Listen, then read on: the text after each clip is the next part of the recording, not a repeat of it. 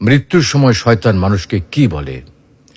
প্রিয় দর্শক, শয়তান বনি আদমের দিন ও ঈমান সহ সর্বক্ষেত্রে আল্লাহর কাছে চ্যালেঞ্জ করে আসা এক প্রকাশ্য শত্রু। সে প্রতি মুহূর্তে বনি আদমকে পথভ্রষ্ট করার ষড়যন্ত্রে লিপ্ত আছে। সে তার কার্যক্রম পরিচালনার জন্য মানুষের গাফিলতি, অসচেতনতা, বিপদ আপদ, দুর্যোগ ও দুর্বল মুহূর্তগুলোকে কাজে লাগায়। সুতরাং মৃত্যুর মতো কঠিন ও বিভীষিকাময় মুহূর্তে সে তাকে পথভ্রষ্ট করার প্রাণান্তকর চেষ্টা করবে, তা খুবই স্বাভাবিক। মৃত্যুর পর যেহেতু মানুষকে আর কোনো ধোঁকা দেওয়ার সুযোগ থাকে না, তাই এই সময় শয়তান সর্বশক্তি নিয়োগ করে মানুষকে ঈমান হারা করার চেষ্টা করে।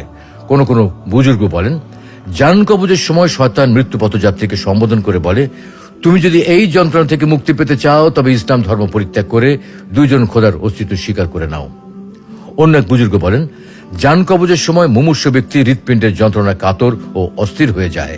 তখন সে পানির তৃষ্ণা অনুভব করে, খুব পিপাসা অনুভব করে। এমন সময় মানুষ যখন পিপাসা ছটফট করতে থাকে, তখন শয়তান এক পেয়ালা শীতল পানি নিয়ে উপস্থিত হয় এবং পেয়ালাটি আন্দোলিত করতে থাকে। অধিকাংশ সময় পিপাসায় কাতর ব্যক্তি ভুলবশত শয়তানের নিকট পানি চায়।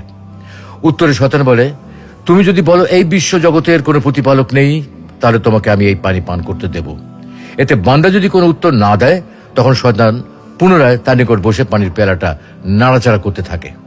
তখন কোনো কোনো মানুষ হয়তো বলে ফেলে, আমাকে একটু পানি দাও। উত্তরে শয়তান বলে, তুমি যদি বলতে পারো রসুলগণ মিথ্যা কথা প্রচার করে গেছে, তাহলে তোমাকে আমি পানি পান করতে দেব।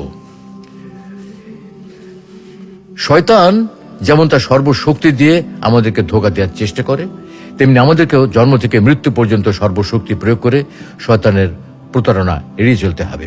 বিশেষ করে সাকরাতুল মাউত শুরুর সময় শয়তানের সর্বশেষ ও ভয়াবহ আক্রমণ থেকে বাঁচার রসদ জোগাড় করতে হবে। শক্তিশালী ঈমানের বলে বলিয়ান হতে হবে।